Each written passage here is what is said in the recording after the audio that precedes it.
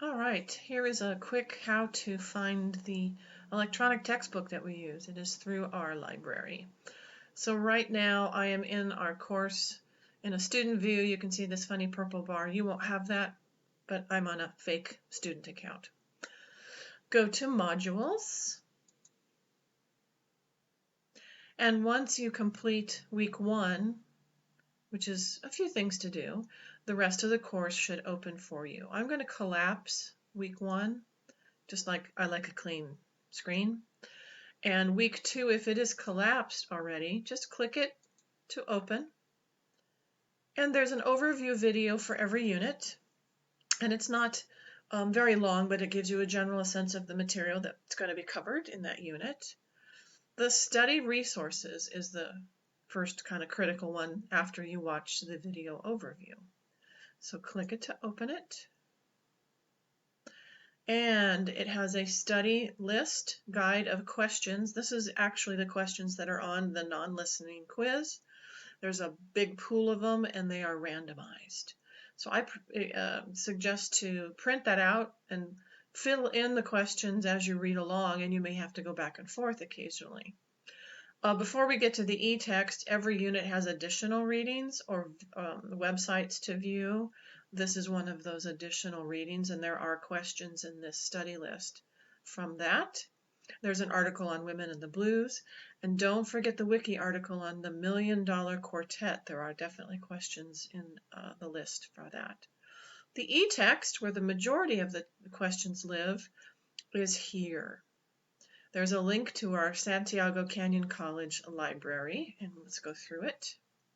And it should ask me to sign in. You're going to use your regular student ID and password. My understanding is it is the same as you use to get into Canvas. All right. And in my circumstance, once I sign in, my web browser will remember, and I won't have to sign in as many times, but depending on the speed of your wireless will depend on how fast it takes you to get to this particular page.